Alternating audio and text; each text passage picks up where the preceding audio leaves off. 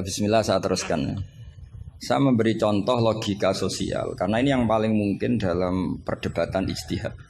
Kalau ubudiyah kan kita sudah taslim ya, cara sholat pasti seperti itu. Tapi saya beri contoh sosial. Menurut Anda jujur itu baik apa enggak? Kita pasti mengatakan jujur itu baik. Tapi kebaikan jujur menurut agama itu harus berbasis halal dan haram. Begitu juga senyum, begitu juga komitmen, itu setelah halal haram. Tadi saya sudah bilang sama Gus Hasan Sadili, akhlak itu di bawah hukum.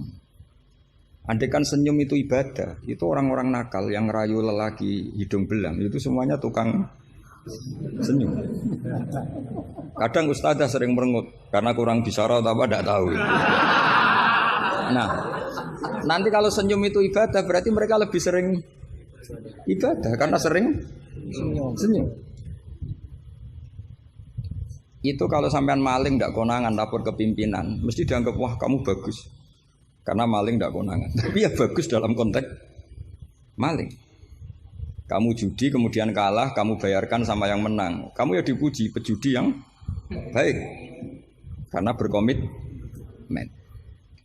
Nah kita tidak pernah tahu sebetulnya kata baik itu harus berbasis syariat. Sehingga kita tidak pernah muji senyum itu baik, komitmen itu baik kecuali ba'da'an wa faqadzalika kullu syariat Rasulullah sallallahu alaihi wasallam. Sehingga istrinya Nabi itu diajarin syariat itu beda dengan logika. Jadi kalau mbak-mbak ini yang cantik itu sering senyum sama Ustadz ini Pak Khairuddin itu haram. Karena dia pasti GR dianggap cinta. Nah, itu kesunatannya merengut, itu secara agama kesunatannya itu merengut. Apa bahasa Maduranya merengut tuh? Saya beri contoh, tidak betapa agama itu riwayat. Ya nisa an-nabi lastunna ka ahadim minan nisa ini taqaitunna fala takhdu'na bil qauli fayatma alladhi fi qalbihi marad. Wahai para istrinya Nabi, jika kamu ngomong sama lelaki lain fala takhdu'na bil qauli, jangan terlalu sopan. Takhdu'na itu dari kata khudu. Karena kesopanan seorang perempuan cantik pada lelaki yang enggak benar itu mesti ditafsirkan yang macam-macam. Jadi kalau mbak-mbak cantik bilang, monggo Pak Ustadz Khairuddin mampir ke saya. Wah pikirannya, meskipun Ustadz itu mesti pikirannya kemana-mana. Padahal tujuannya mbak-mbak itu mau tanya bab istikhadah. Tapi ini mesti enggak Khairuddin lagi pasti. Sudah agak-agak Saruddin. Sudah otomatis.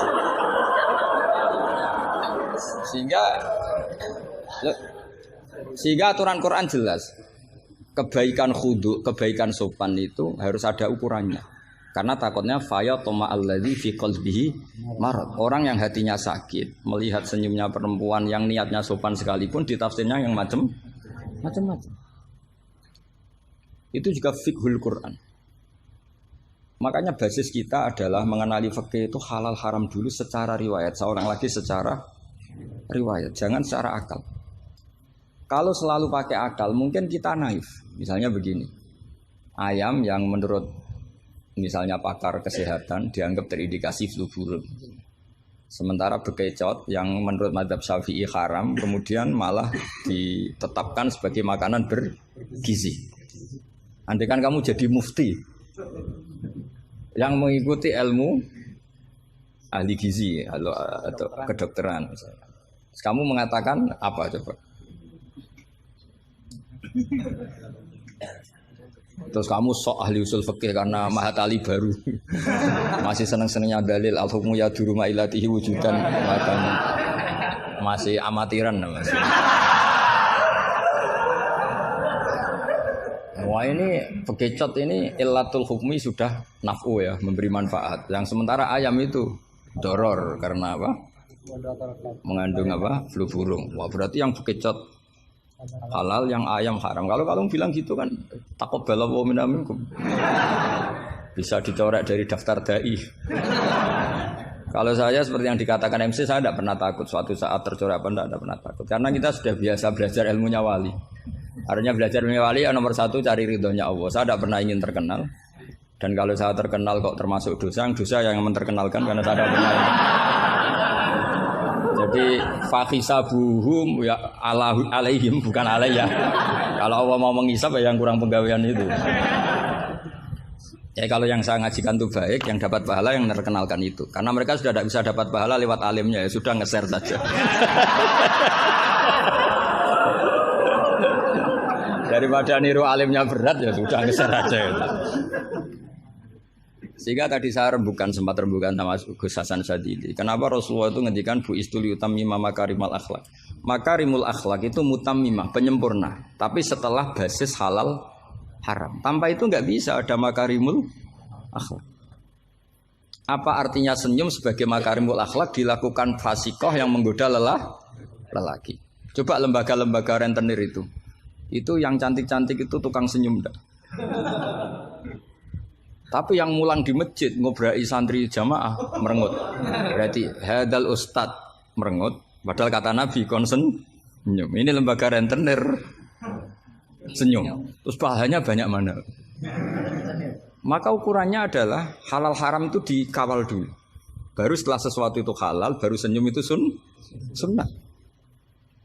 Ya, tapi kalau halalnya saja tidak kena, misalnya perempuan penggoda, perempuan nakal, terus senyum, ya tetap tidak ibadah, kan basisnya dari haram. Gak senyumnya MC ini, kan basisnya sudah ngatur dia itu haram. Itu haram.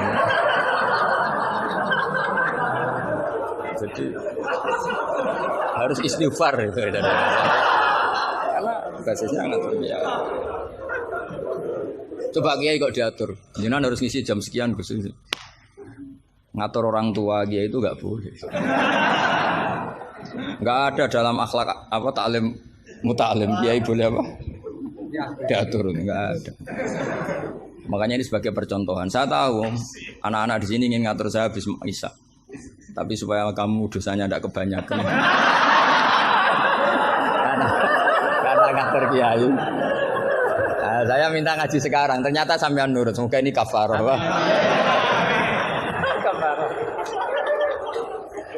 Nggak rileks saja karena khasnya ngaji santri itu rileks. Mulai dulu lama kalau ngajar tuh ya rileks. Saya masih ingat jawabannya Mbah Mun. Aku itu sering dikritik orang. Kata Mbah Mun, saya sering dikritik orang kalau ngaji itu guyon. Kamu tahu kan Syekhina Kiai Mbah Mun kalau ngaji kan sering guyon. Banyak kiai khusyuk yang kritik saya. Kiai kok kalau ngaji guyon. Kata Mbah Mun gini, yang nggak bisa guyon itu karena ilmunya pas-pasan.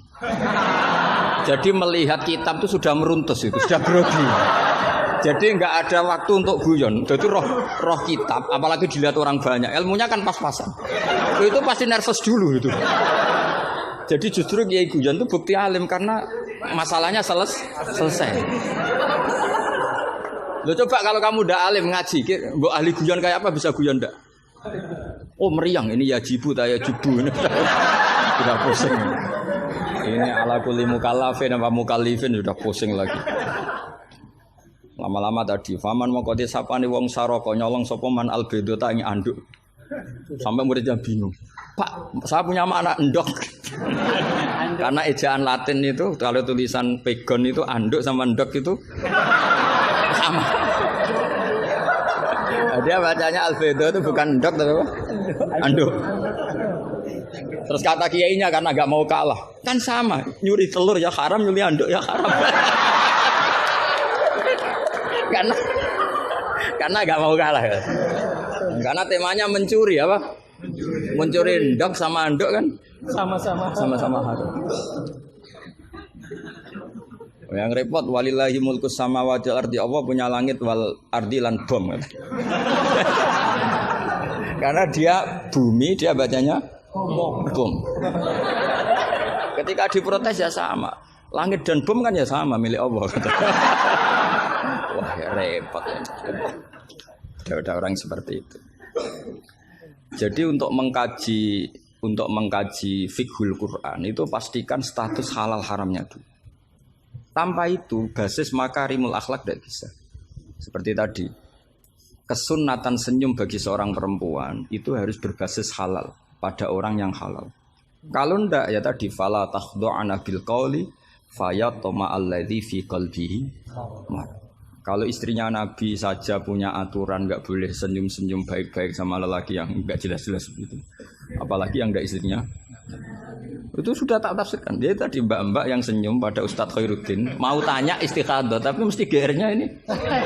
Wah, berarti seneng saya. Itu kan parah. Itu fayat ma'alladzi fi qalbihi marad. Kalau marodonya santri paling banter ingin dinikah. Kalau marodonya orang nakal kan lebih dari itu keinginannya itu. Nah, makanya ngaji fikih itu harus minimal itu ya mu'in, i'anah itu setengah hafal. Kenapa saya syaratkan setengah hafal? Kata ulama-ulama, belajar ilmu itu gampang. Kata beliau-beliau itu at-ta'ahul lil torfi, ya, belajar sebagian tapi sampai ta'ahul, sampai ahli betul. Semal ihtidak bibagihi. Kemudian dari kamu ahli itu, pola-polanya akan kamu ketahui. Karena ilmu itu mesti polanya sama. Ya polanya itu sama. Misalnya begini, hukumnya bohong itu apa? Tidak sama jawab, hukumnya bohong. Haram lah itu termasuk amatir teman. Belajar usul fikihnya amatir. Keliru. Kalau kamu jawab bohong itu ada yang wajib. Ada perempuan mau diperkosa sama orang fasik, lari sembunyi di rumah kamu. Terus orang fasik tadi tanya ke kamu, apa ada perempuan ke sini? Kamu wajib bohong atau wajib jujur? Wajib bohong. Makanya ini salah asuh ini mesti dunia ini. Maka kalau dalam analisis usul fikih al-kitsbu ya'tarihil ahkam al-khamsah. Dalam bohong pun ada ahkam al-khamsah. Dan itu Nabi sudah memberi isyarat. Tidak termasuk bohong orang yang mendamaikan dua kelompok. Ada sekian contoh yang bohong itu enggak dihitung dosa. Makanya hadaddin ini butuh riwayat. Kalau menurut logika bohong itu haram. Tapi misalnya ada seseorang fasikoh, misalnya lonte nakal. Janjian sama hidung belang. Malam ini tak booking kamu tak bayar. Itu wajib nepati apa wajib ingkar aja coba. Kalau kamu bilang nepati janji itu wajib, berarti ini wajib. Maka saya bilang tadi saya bukan sama Gus Sadeli. Coba ajarkan bahwa baiknya nepati janji, baiknya senyum itu harus berbasis halal dulu. Kalau senyum yang melakukan perayu fasiko, ya jadinya haram. Nepati janji yang melakukan fasiko ya jadinya haram karena janjian untuk melakukan perzinaan misalnya. Nah ini kamu harusnya fikihnya Mahatali harus seperti itu. Jangan nurut Pak Khairuddin ini amatir. Masalah. Masa kenal saya baru ini sudah ngatur. Ini harus sepakat yang ngatur kiai itu dosa. Wong guru saya aja jarang ngatur saya kok orang lain ngatur. Itu Mbah Mun kalau nimbali saya mesti bahak takoki nak pas nganggur konrene. Ini ndak ngundang tanggalnya, jamnya diatur. Semoga Allah mengampuni.